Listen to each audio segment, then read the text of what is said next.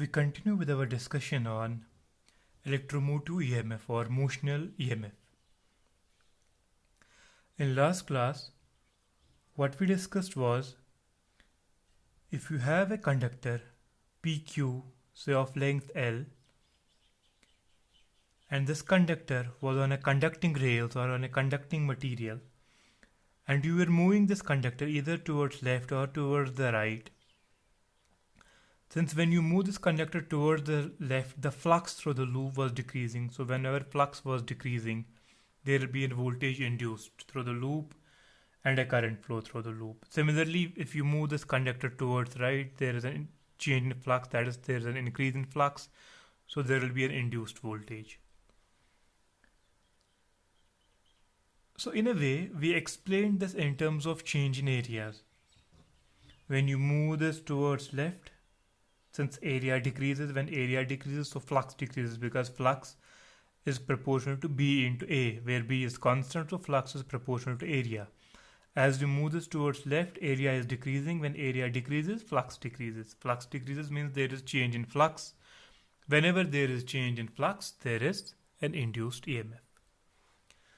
But now a question arises, and finally we calculate the expression for the EMF induced across this conductor, and EMF induced was equal to BLV, where B was equal to the magnetic flux density, L was equal to length of the conductor, and V was the velocity with which you were moving the conductor.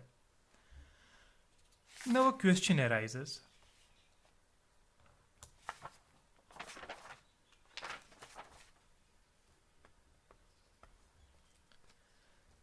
If we have a magnetic field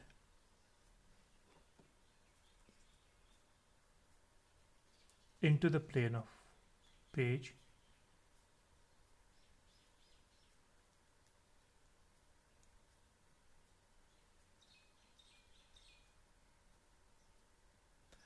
and you have a conductor in this magnetic field,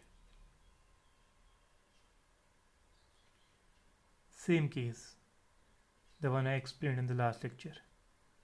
The only difference is now this is not on a conducting rails. This is now open. Of length L,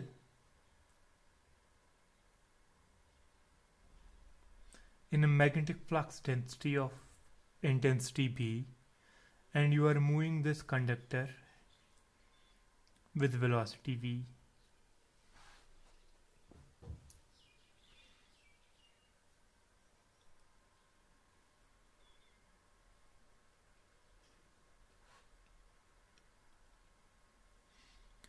Now the question is, what is the value of EMF induced, or what is the magnitude of EMF induced across this conductor L, which is moving with velocity V?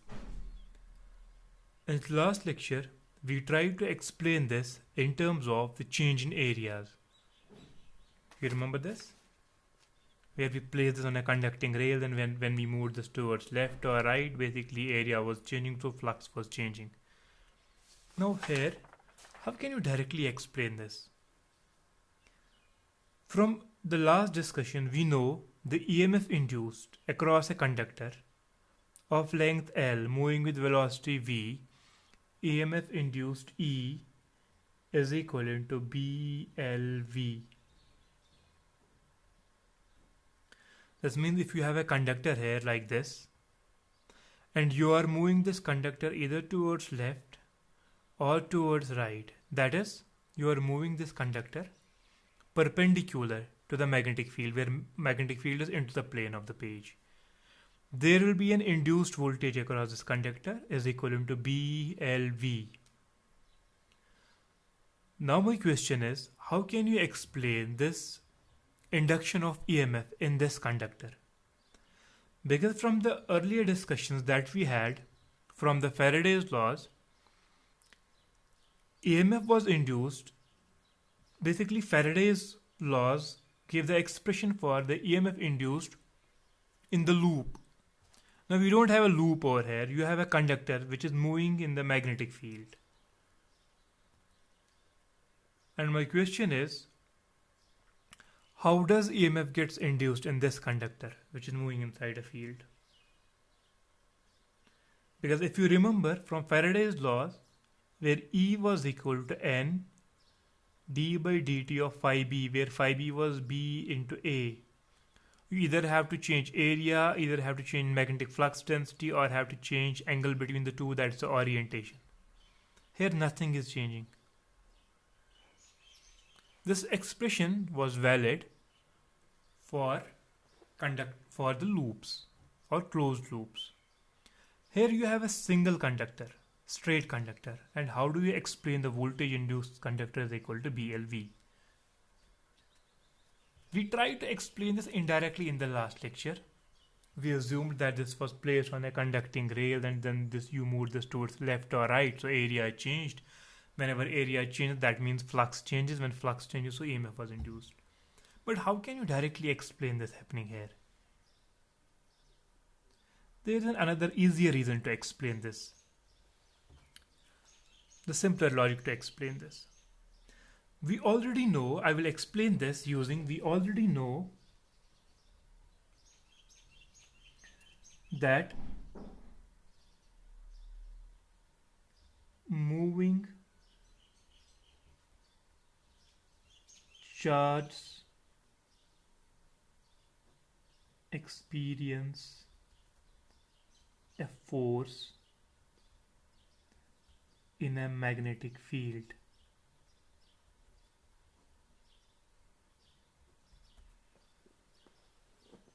I'll come to this, don't worry. Moving charge experience a force in a magnetic field. What I mean to say here is, suppose you have a magnetic field here, which is again into the plane of page. I usually tend to show magnetic field into the plane of page. It's not necessary, you can draw this out of the plane of page as well. Physics will remain same. Just the direction of current and voltage will get reversed. Suppose you have a charge Q here, a positive charge Q over here. This positive charge Q is moving in this direction with velocity v. So now you could relate this thing. Moving charge experience a force in a magnetic field. In other words, moving charge in a magnetic field experience a force. So there will be a force on this charge particle because of the magnetic field, and this is moving inside a magnetic field. And that force F will be equal to Q V cross B. Or you can write that force F is equivalent to QVB. So this basically experiences a force. Now take the example of this conductor. This conductor is basically composed of electrons. You have number of electrons in this. Do you have or not? You have a number of electrons throughout the conductor.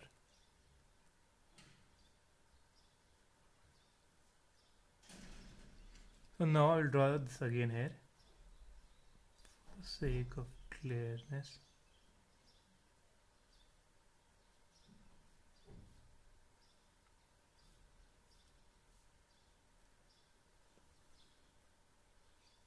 Now you have this conductor here. This conductor will have electrons.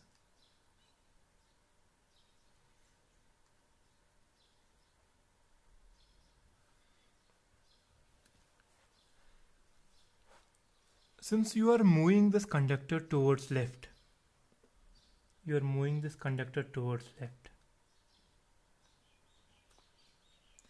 inside the conductor there are electrons. So in a way, you are moving these electrons towards left, and there is a magnetic field which is into the plane of page. Isn't this the same case? Here you had a single charge, you are moving a charge towards left inside a magnetic field with velocity v. Here again you have charge, you are moving charge towards left inside a magnetic field with velocity v, because you are moving this conductor with velocity v. So these electrons will experience force. When these electrons will experience force, that force will be equal to F is equal to Q into V into B. But you have to remember one thing over here. This expression for F is equal to QVB. You can refer to the earlier class note that we have discussed in the class. This expression was derived for the positive charge Q. This expression was derived for the positive charge Q. And in this case, you have electron, that's electrons are negatively charged.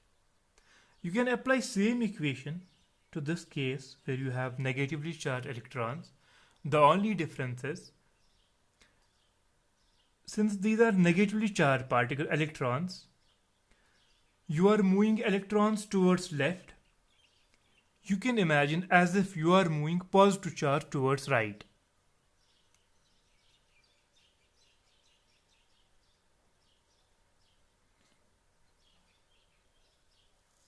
I hope you're getting me. Since this expression F is equal to QVB is basically derived for positive charge, positive Q. But in this case, we have negatively charged electrons.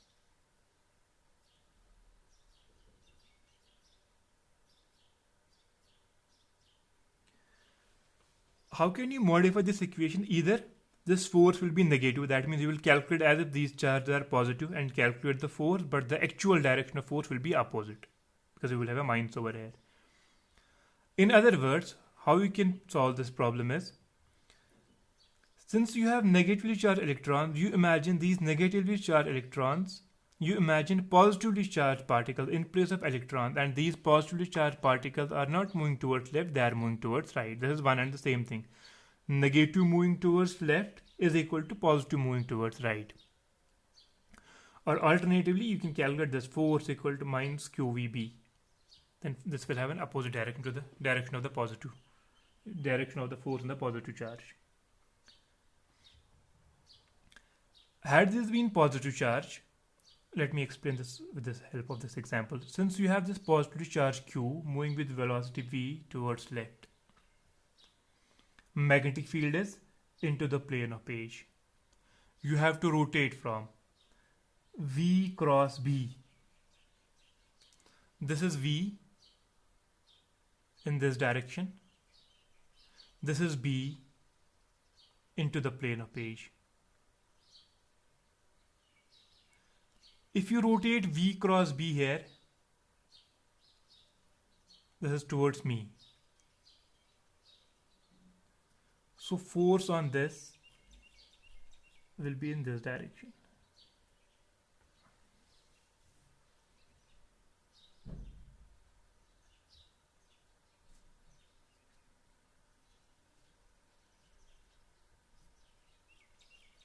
Fine.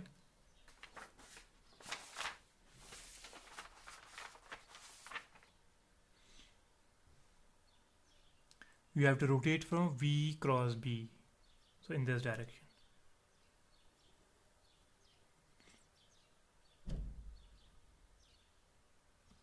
But here you don't have positive charge, you have negative charge moving in this direction.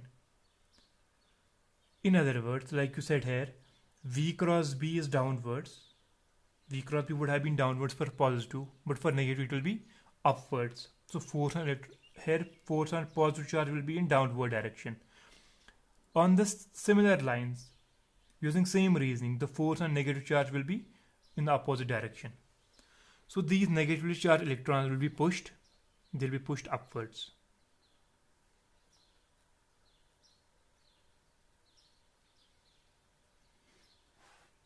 So you will have this electrons being accumulated on one side. Since this conducting material will have electrons as well as positively charged kernels, so these positively charged kernels will be left on one side, excess positively charged kernels.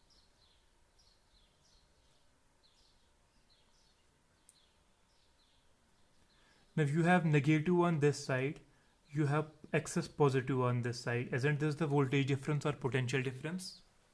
This is the value of EMF that you get, BLV. Because of the force On the moving charge inside a magnetic field, electrons and positively charged kernels get segregated on two sides. Now you have negative on one side, you have positive on another side. That is what you call as potential difference, or what you call as voltage, or what you call as EMF. So you have EMF equal to BLV.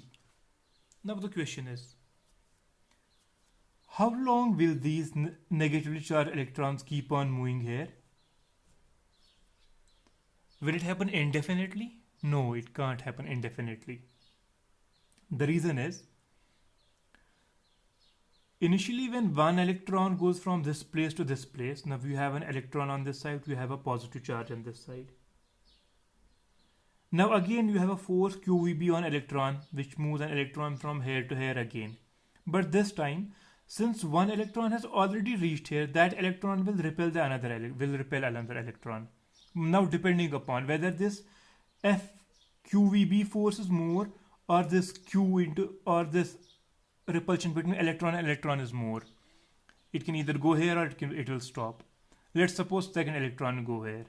Now when third electron will want to go from here to here because of this force QVB, now two electrons will oppose it. If suppose this QVB is still stronger than the repulsion of these two electrons, another electron will go here. These electrons will keep on going here, keep on building here at this place, at this end, till the time the repulsion because of all these electrons is greater than the QVB force. Now suppose we have another electron here. There is experiencing force QVB in this direction. But these many electrons now will repel this electron as well.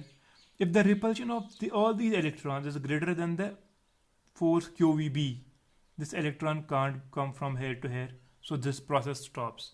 We call this reach saturation.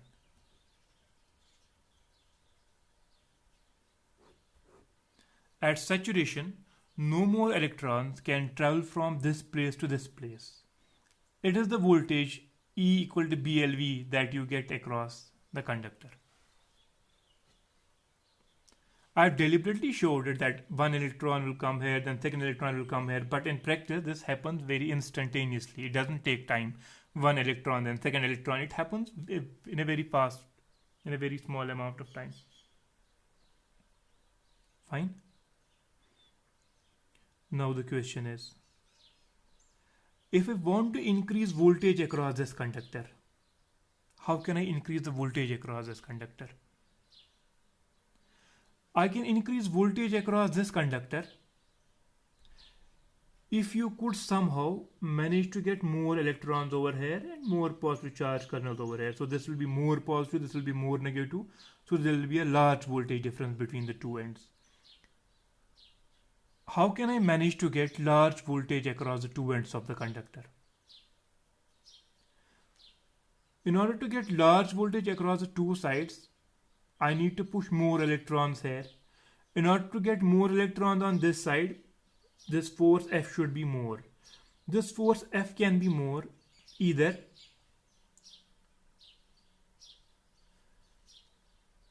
if you have magnetic flux density, higher magnetic flux density, this B should be higher,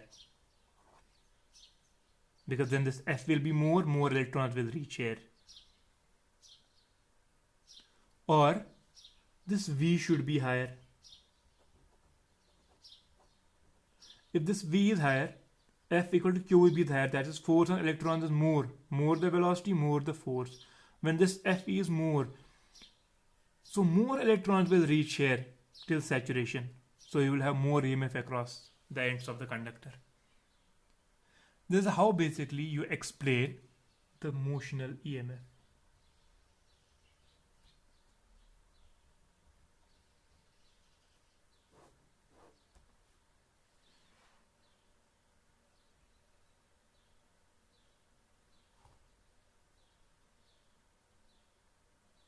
Is this clear? Okay. I basically want to show you some problems on motional EMF today.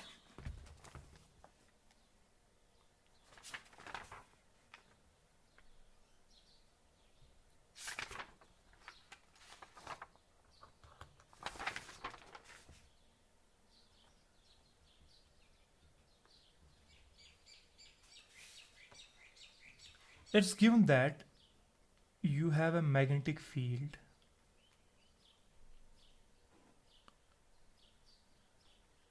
into the plane of page. This is example 6.6. Example 6.6 from textbook. Page number 213.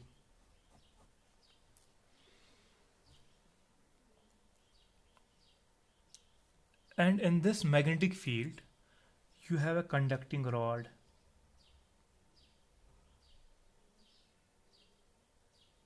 This is a conducting rod inside a magnetic field. Say of length r.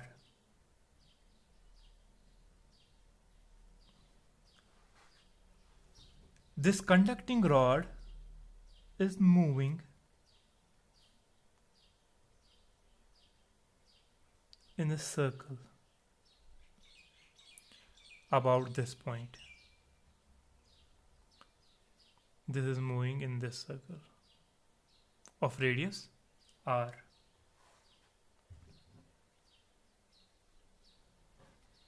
This is moving with velocity, linear velocity v. Velocity is equivalent to v. Length of conductor is equivalent to r. R is length of conductor moving with velocity, linear velocity v.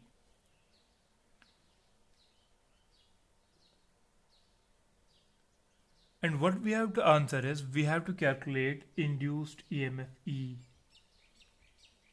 inside the conductor, across the ends of conductor. We already have an equation for induced EMF.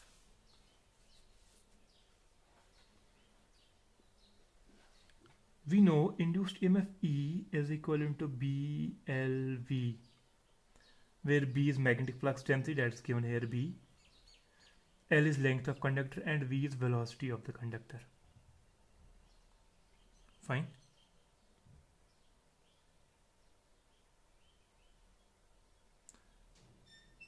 But we cannot use this expression directly in this case. Do you know why? Because though you have value of B, you have value of L, but what is the value of V that you are going to take? V is the linear velocity. Linear velocity of this point is 0. You remember rotational motion?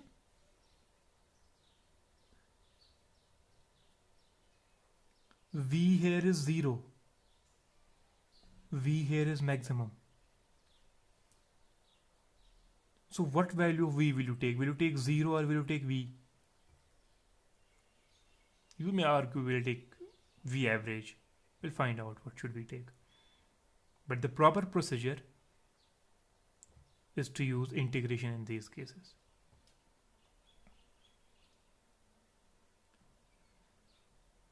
If I assume a small length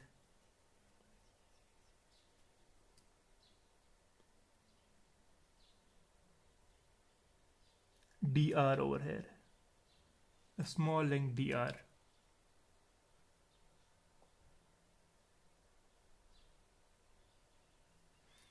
at a distance small r from the center.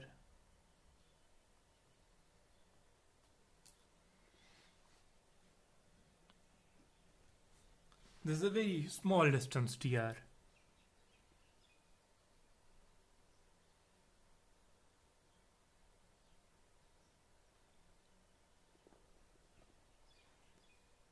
Can we calculate EMF induced across the small length dr?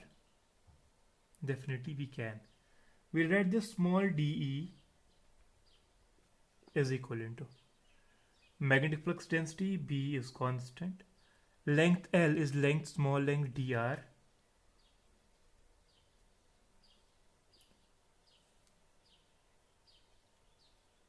and velocity V.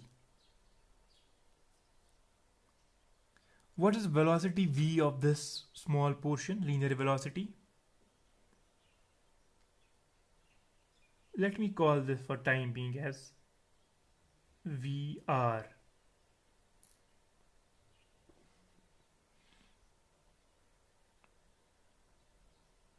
But do you know this is linear velocity and there is something what you call as angular velocity.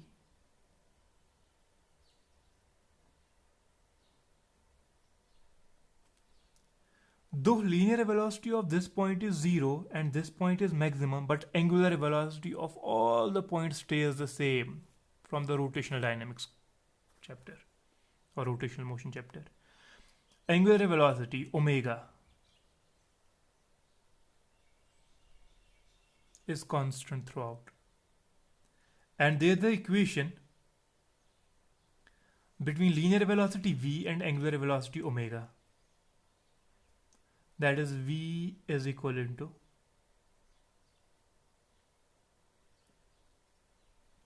r into omega, where v is linear velocity, omega is angular velocity, and r is the distance from the center at which you want to calculate the linear velocity. So this v, I have used capital R. Capital R is this distance. So this v will give me linear velocity at this point. Now come here. In this case, then dE is equivalent to b dr. I want to change this vr into angular velocity omega, which is constant. Now we know this v is equal to r into omega. What will you take the value of cap? Do you take capital R? No, because this is at a distance small r from the center. So small r into omega.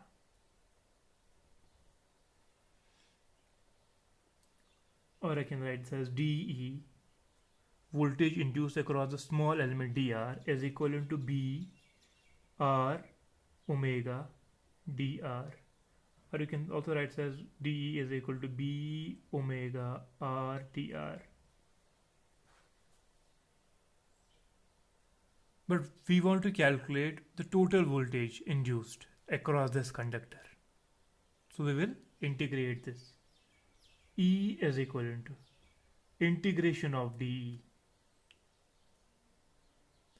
is equivalent to integration of b omega r dr. Limits are from here r is 0, here small r is equal to capital R. So small r is 0 to small r is capital R. You will write this as E is equivalent to B is constant, omega is constant.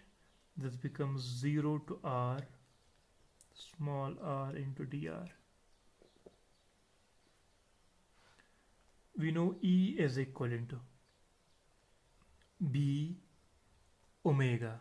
Integration of r dr is r square divided by 2. Limits are from 0 to capital R. You don't need to put 0 limit, directly put capital R. So this becomes B omega r square divided by 2.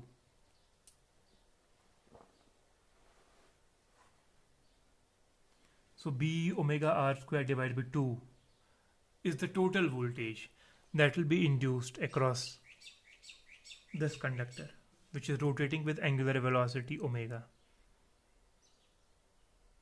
Conductor of length r, magnetic flux density B.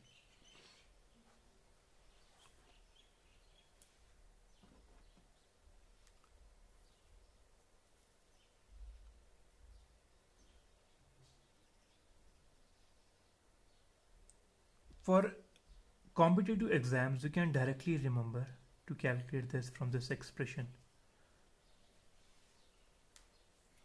As we discussed in the beginning, that this is the velocity v, linear velocity, where linear velocity for this point is 0 and linear velocity for this point is maximum. So if we take directly the average velocity, you have to take the velocity. Which velocity will you take, 0 or maximum? If we take the average velocity, that is 0 plus v divided by 2, substitute it here. E is equal to BL V plus 0 divided by 2, that is V by 2 only. E is equal to BLV divided by 2. E is equal to B. How much is L? L is equal to R. How much is V? V is equal to R into omega. R into omega divided by 2. That becomes E is equal to B omega R square divided by 2. You get the same answer. But this is the proper procedure of doing the things.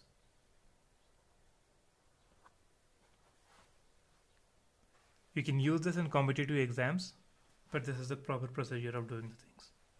You should use calculate for a small portion dr, then use integration and calculate the EMF induced over the total length of the conductor. Fine.